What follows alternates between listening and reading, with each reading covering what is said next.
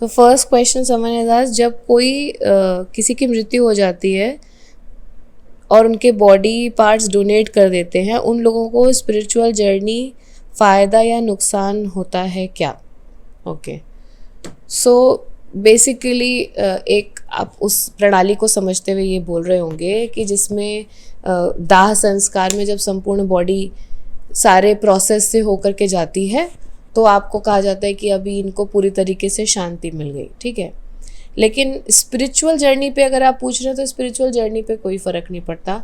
ठीक आपके मृत्यु के कुछ सेकंड पहले जो आपकी आत्मा है, जो आपकी पवित्र आत्मा है, वो शरीर को छोड़ करके थोड़ी सी पृथक हो जाती है और शरीर के अंदर कारण शरीर नामक जो आत्मा रूप है वो रह जाता है। कारण शरीर क्या होता है? जिसकी वजह से आपका ये ओरिजिन हुआ था, आप धरती पर आए थे, जिस कारण की वजह से, जिस पर्पस, जिस मोटिव की वजह से आप आए थे, वो आपका कारण शरीर है, तो वो रहता है। लेकिन जैसे ही आत्मा को अनुभूति हो जाती है कि अब समय नज़दीक है, तो आत्मा जो है कारण शरीर को और शरीर को छोड़ करके पृथक हो जाती है। इसलिए शरीर के मृत्यु के साथ में आत्मा की मृत्यु इसीलिए कभी नहीं होती है। जो लोग चैतन्य भाव से शरीर त्यागते हैं, सिद्ध लोग होते हैं, वो अपने कारण शरीर को जो है चेतना के साथ त्यागते हैं। इस वजह से उनके कारण शरीर में कोई भी वो बचता नहीं है कर्मा, ठीक है, क्योंकि उन्होंने अपने कर्म सारे डाइल्यूट कर लिए। जो बचे हुए हैं वो उन सब को भी चेतना के साथ परित्याग करके जाते हैं। तो उनका कोई कारण शरीर नामक शरीर बचता ही नहीं है, जिसके फर्दर पवित्रीकरण की ज़रूरत है। इसी वजह से जो है शबरी माता ने जो है अपना, उनके जो गुरु थे उन्होंने अपना शरीर जब त्यागा था तो उनका शरीर भी गायब हो गया था, क्योंकि कारण शरीर भी नहीं बचा था, उनका शरीर भी पंचतत्व में विलीन हो गया। उनके पीछे से कोई भी कर्म संस्कार करने की किसी की आवश्यकता ही नहीं बची। तो स्पिरिचुअलिटी के एपिटोम पे जो लोग पहुँचे हैं वो सशरीर भी चले गए हैं। इसलिए ये हम नहीं कह सकते कि यदि आपने अपने अंगों का दान किया है तो उससे आपकी स्पिरिचुअल जर्नी पर कोई भी असर पड़ता है, क्योंकि आपकी आत्मा पे कोई असर नहीं पड़ता है। आत्मा आप किसी को नहीं दे सकते ना, आप शरीर के अंग दे सकते हैं। और जो ये 13 दिन का पूरा प्रोसेस किया जाता है आपके शरीर के साथ कि आपके कारण शरीर को मुक्ति मिल जाए, क्योंकि कारण शरीर में ना थोड़ा बहुत मोह माया अपने परिवार वालों के लिए बचा होता है। तो उस मोह माया की वजह से जब शरीर की मृत्यु भी हो जाती है तो कारण शरीर नामक जो आत्मा होती है वो थोड़े समय के लिए वहाँ पर रहती है। तो ये पूरा प्रोसीजर किया जा रहा होता है ताकि वो फाइनली अब चली जाए, पूरी तरीके से चली जाए। आपको जो है जिस तरह से नहलाया जाएगा, आपके अंगूठों को जोड़ करके रखा जाता है, नाक में भी हवा वो ताकि फूल ना जाए शरीर, इसलिए रुई डाल देते हैं। ये सारा प्रोसीजर इसलिए किया जाता है ताकि अब जो चले गए हैं वो पूरी तरीके से चले ही जाएं। आप लोगों को जो है कथा वगैरह सुनाई जाती है ताकि आपका भी मोह कम हो। Every procedure is being done so that your मोह माया is reduced. If your moh maya is reduced, then only the Karan Sharir will be easily able to leave. But Atma has already gone on its path. जब कारण शरीर ये सब त्याग करके वापस आ जाएगा तब फिर आत्मा और कारण शरीर मिलके अब डिसाइड करेंगे कि क्या क्या कारण शरीर के अंदर इच्छाएं अभी भी बची रह गई, ठीक है, कि नहीं अभी तो हम अच्छे से प्रेम में नहीं रह पाए, अगली बार फिर से हमें इनसे मिलना है, इनसे दुश्मनी रह गई, इन्होंने हमारा बिगाड़ा था, अगली बार जाके हम इनका कुछ नुकसान करना है, बहुत ज़रूरी है। तो ये सारे जितने हिसाब खाते लेकर के आते हैं उसके अकॉर्डिंग से आपका अगला जीवन मैनिफेस्ट होता है। पर आपकी स्पिरिचुअल जर्नी पर कोई फ़र्क नहीं पड़ता। यदि आप इस जर्नी में स्पिरिचुअली अपने आप को हाइटन कर पाए थे, लेट से अनाहता तक पहुंच गए थे, तो अगले जीवन में आप जन्म से अनाहता पर आपकी सिद्धि होगी और बहुत easily you will be able to attain that place, ठीक है। So I think that answers the question. मैं अपने ब्रेथ ऑब्जर्व करने का ट्राई करा बहुत, हर बार बस यही समझ आया कि नॉर्मल ब्रेथ से ज़्यादा तेज ब्रेथ रहता है in case of strong feelings. तो ऐसा क्या करते हैं कि मुझे पता चले कि ब्रेथ मेरी कितनी अलग है, नॉर्मल लेवल है या एग्जैक्टली क्या पैटर्न है सांस का। ओके, तो बेसिकली आप कह रहे हैं कि मुझे अगर बहुत फोकस करूँ तो इतना डिफरेंस समझ में आ जाता है अपनी ब्रेथ में कि कभी तेज हो रही है और कभी धीमी चल रही है, ठीक है। तो आप थोड़ा सा अपना ऑब्जर्वेशन और बढ़ाइए। आप अपने नाक के नीचे फिंगर रख करके चेक करा करिए कि आपकी कब लेफ़्ट डोमिनेटेड ब्रेथ चल रही है, कब राइट डोमिनेटेड ब्रेथ चल रही है, कब सेंटर से ब्रेथ चल रही है कि ना लेफ़्ट डोमिनेटेड है ना राइट डोमिनेटेड है, कहीं बीच में से कहीं से आ रही है। ये आप ऑब्जर्व करना शुरू करिए। जब आपको पता चल जाए कि अभी मेरी लेफ़्ट डोमिनेटेड ब्रेथ चल रही है, उस वक्त पर अपनी आंखें बंद करके थोड़ा सा फोकस करने की कोशिश करिए कि आपको किस बॉडी के पार्ट्स में ज़्यादा सेंसेशन महसूस हो रही है। आपको पता चलेगा जब when your breath is left dominated, your brain is more active. When your breath is right dominated, your lower body is more dominated, and that is why it is said कि if you are eating food, your breath should be right dominated. खाना digest करना आसान होगा। और अगर left dominated है पर खाना आपके सामने रखा है और आपको खाना है, तो इसको चेंज करने का प्रोसेस क्या है? अपने हाथ को अपने अंडर आर्म्स के नीचे रख करके प्रेस करना है for some time, and then you will see that the breath will change its side. If you are going to take any decision, आपको कुछ पढ़ाई करनी है, कुछ सीखना है, या किसी अच्छे शुभ कार्य के लिए जा रहे हैं, घर से निकलते वक्त अपनी ब्रेथ चेक करिए. It should be left dominated. आपकी हायर एनर्जी ज़्यादा अच्छी होंगी उस समय पर. चांसेस होंगे कि आपके डिसीजन ज़्यादा एक्यूरेट होंगे, ज़्यादा प्रिसाइज होंगे, धोखा होने के चांसेस आपके कम होंगे, और साथ में whatever decisions you will make, you will not be able to regret on them later on, so that you can take care of. तो आप सिर्फ ऑब्जर्व और करिए, आपको मिल जाएगा डिफरेंस. हर महीने जो शिवरात्रि आती है उसको कैसे बेटर यूज़ कर सकते हैं, लाइक फास्टिंग, मेडिटेशन और इवन जागरण. सबसे ज़्यादा बेस्ट मैं उसको आप यूज़ कर सकते हैं बाय डूइंग नॉर्मल रुद्राभिषेक. तो नॉट अ प्रॉपर जैसे आप मंदिर में करवाते हैं वैसा नहीं, सिंपल 5 चीज़ों का पंचामृत टाइप का बनाइए और उससे अपने जो भी आपके पास शिवलिंग है उनका जलाभिषेक कर दीजिए. फास्टिंग करना नहीं करना आपके ऊपर है, पर कोई अलग प्रकार की फास्टिंग कर लीजिए कि उस दिन हम किसी की बुराई नहीं करेंगे, उस पर्टिकुलर डे क्रोध नहीं करेंगे. तो बेसिकली किसी एक इंद्री पर कंट्रोल करिए. इसे भी एक प्रकार की फास्टिंग या तप कहा जाता है. That will give you more benefits when it comes to the Gupta Shivratri, which comes every month. Divya दृष्टि, ज्ञान चक्षु और अग्नि चक्र, क्या ये एक ही हैं या अलग हैं, और अलग हैं तो क्या डिफरेंस है? दिव्य दृष्टि, ज्ञान चक्षु और अग्नि चक्र एक ही है मोटे तौर पर देखा जाए, पर दिव्य दृष्टि जो होती है उसके लिए अग्नि चक्र का एक्टिव होना बहुत ज़रूरी नहीं होता है. सो बेसिकली ऐसा मान लो कि अगर तो बेसिकली ये मान लो कि अगर अग्नि चक्र की जब हम बात करते हैं तो अग्नि चक्र एक बहुत वास्ट टर्म है. It's like you are taking a subject science. अब within the science you are saying दिव्य दृष्टि एंड ज्ञान चक्षु कैन बी एनाटॉमी का चैप्टर और बायोटेक्नोलॉजी का चैप्टर. तो ज्ञान चक्षु खुल जाना या दिव्य दृष्टि आ जाना, ये दोनों सिमिलर हैं. इसका मतलब ये हो जाएगा कि basically you are able to use your sixth sense, and जो आपके 5 जो इंद्रियां हैं उससे थोड़ा सा ज़्यादा आप परसीव कर पा रहे हो. लाइक जो सिंपल चीज़ें आपको किसी दृष्टि से, टच से, हियरिंग से समझ में आ सकती हैं, उससे थोड़ा सा ज़्यादा समझ में आ रही हैं.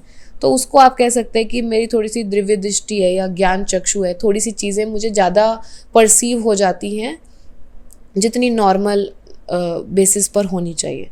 बट जब अग्नि चक्र की बात करते हैं, अग्नि चक्र का मतलब है the Shakti and Shiva looking together through you, and it's making you like a त्रिकालदर्शी. तो अग्नि चक्र फुल्ली फ्लेज्ड तब आता है जब आप उतने ज़्यादा अकाउंटेबल हो चुके हो, जब आप उतने ज़्यादा मैच्योर हो चुके हो.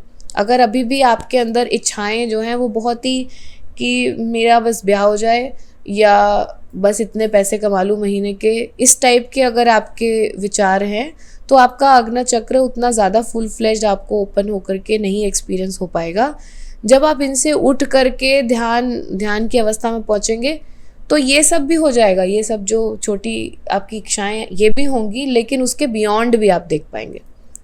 तो Agna Chakra is like a subject, a complete subject, and these are the chapters that you get through the Agna Chakra.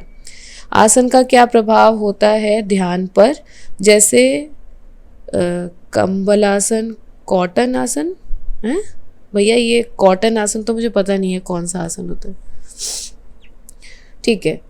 मैंने पहले भी आप लोग को कहा था, मुझे क्वेश्चन पूछा करिए, क्वेश्चन को एक्सप्लेन मत करा करिए। आसन का क्या प्रभाव होता है ध्यान पर, तो ध्यान एक्चुअली में अगर आप ध्यानी की भाषा में सुनना चाहें तो उसको सिर्फ अपनी बॉडी की फ्लेक्सिबिलिटी इतनी चाहिए कि वो शांति से बैठे, और जब उसकी समाधि लग जाए तो उसके पैर हाथ सब जाम न पड़ जाएं, इसलिए वो आसन करता है, सिंपल। उसके लिए शरीर is use like a vessel, शरीर माध्यम खलु धर्म साधन, शरीर आपको मिला है ताकि आप भी सभी प्रकार के धर्मों को जो है निभा सकें इस जीवन में। उतना ही महत्व शरीर को दिया जाता है ताकि शरीर का स्वास्थ्य बना रहे, उसकी फ्लेक्सिबिलिटी बना रहे। हमारे बॉडी के अंदर जो लिम्फ नोड्स होते हैं, सिंपैथेटिक और पैरासिम्पैथेटिक नर्वस सिस्टम होते हैं, उसमें फ्लूइड मूवमेंट बढ़िया चलता रहे, इसके लिए आसन किए जाते हैं। योगा हमेशा ऐसे आसन करें योगा के जो कि आपकी बॉडी की फ्लेक्सिबिलिटी को बढ़ाएं, फ्लूइडिटी को बढ़ाएं, ठीक है। फ्लो जैसे आसन जो होते हैं वो करिए, आपको उससे ध्यान में बहुत फ़ायदा होगा। हठ योग से उतना ज़्यादा फ़ायदा नहीं होता है। जो रामदेव जी आसन करवाते हैं वज़न कम करने के लिए और दूसरे, उससे आपका ध्यान से कोई खास रिलेशनशिप नहीं है।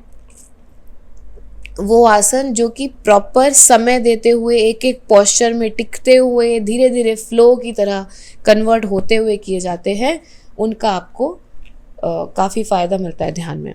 दीक्षा एंड गुरु नेम सेम होता है कि अलग, ठीक है।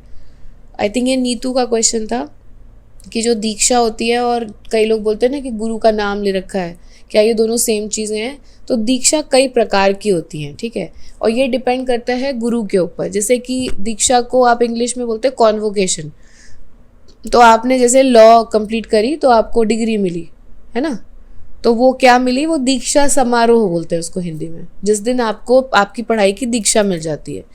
दीक्षा जब मिलती है तो उसमें कुछ लिखा रहता है कि अब ये सर्टिफिकेट यूज़ करके आप इसको प्रोफेशनली इस्तेमाल कर सकते हैं, गिवन द कंडीशन कि ये रूल्स आप वायलेट नहीं करेंगे।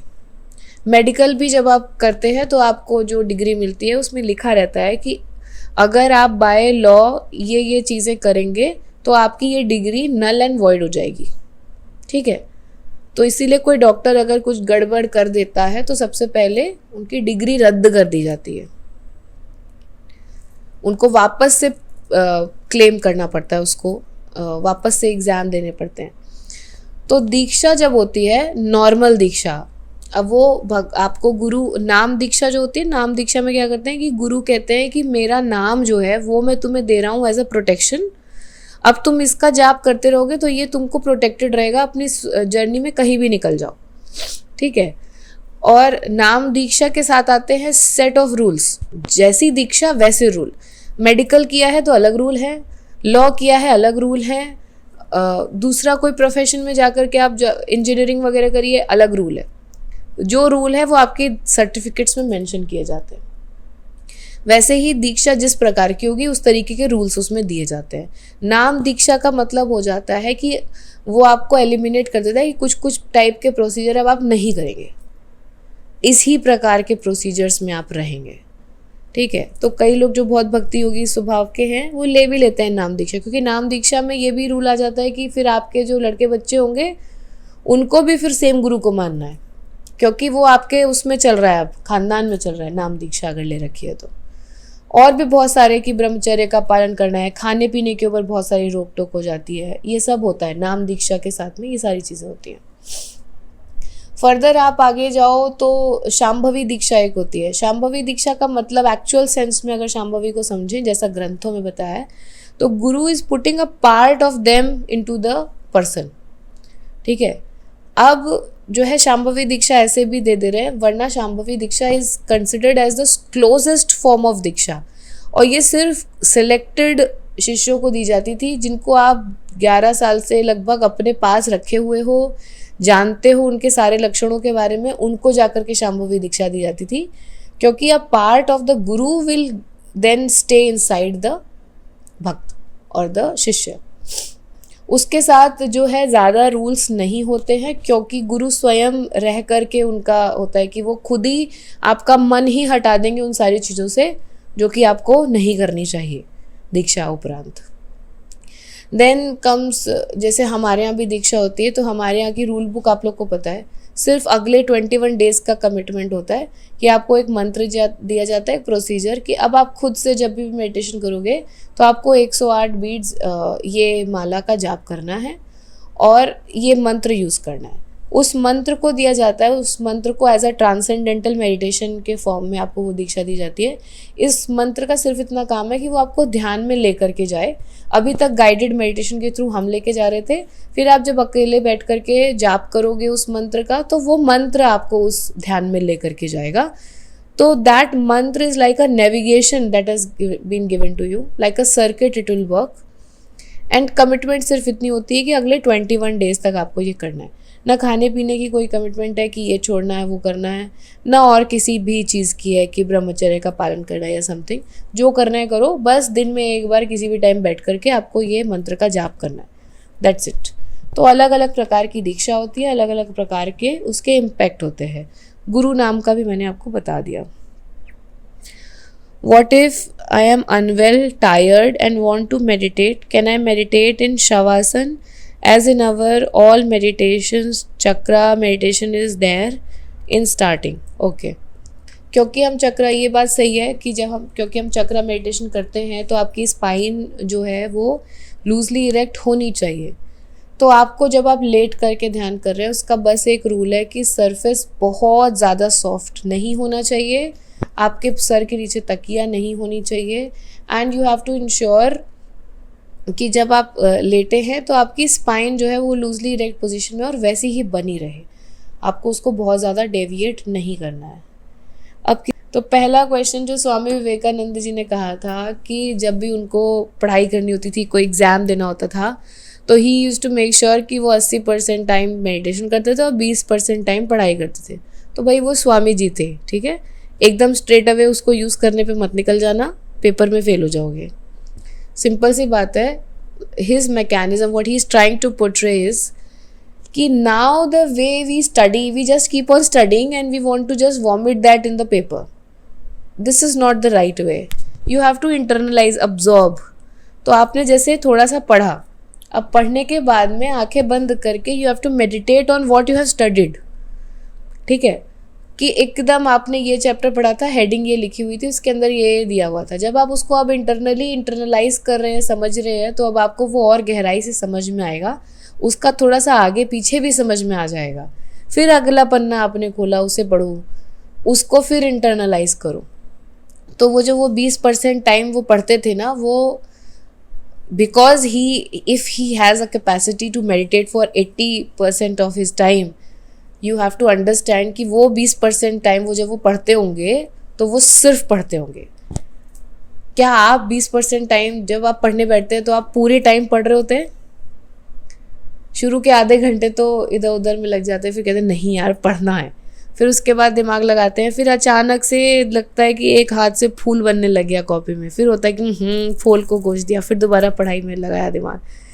तो इस तरीके से स्वामी जी नहीं पढ़ते थे। स्वामी जी ने पढ़ना शुरू किया तो एक किताब ख़त्म हो गई है, अब वो ध्यान में बैठ गए हैं, ठीक है। तो you have to first make sure that if you want to use such kind of a methodology, आप थोड़ा सा स्वामी जी के बारे में और पढ़िए। उनका एक छोटा सा, इतना छोटा सा किताब है, उस पर एक दिया बना होता है, उसका नाम है एकाग्रता का रहस्य, ठीक है। The only thing that can stand you out from other people is if you can keep your focus at one place for at least 2 minutes. Nobody can beat you. Trust me on that. And this you can practice. एक 17-second rule meditation होता है, उसमें आपको simple क्या करना है, psychology के हिसाब से every 17 second your brain will bring another new thought, ठीक है। आप एक सब्जेक्ट लेकर के बैठिए, जैसे कि लेट्स टॉक अबाउट रिमोट, ठीक है। तो हम रिमोट के ऊपर ध्यान कर रहे हैं, सिर्फ रिमोट के ऊपर सोच रहे हैं। 17 सेकंड के बाद दूसरा आएगा कुछ भी एक thought, you have to relate that thought also with the remote. Remote के बारे में ही सोचते रहिए, थॉट्स को आने दीजिए, थॉट्स को नहीं रोकना है। और विचित्र प्रकार के थॉट्स, ये भी थॉट आएगा कि रिमोट के बारे में क्यों कर रहे हैं, इससे अच्छा कोई बेहतर सब्जेक्ट ले लिया होता। जैसे को रोक लो, लेकिन वापस लेकर के रिमोट पे आओ। लेकिन चलो रिमोट की ही बात कर रहे हैं तो आज रिमोट की ही बात कर लेते हैं। किस तरह का रिमोट होगा, कौन से रिमोट की बात कर रहे होंगे, क्या टीवी का रिमोट की बात कर रहे हैं, एसी के रिमोट की बात कर रहे हैं। ये सारा अपने दिमाग को उलझा करके आपको just you have to focus on the remote for 2 minutes, चाहे आपका दिमाग कितना बोर हो जाए। This is how you discipline your mind to stay on one subject for at least 2 minutes. ठीक है।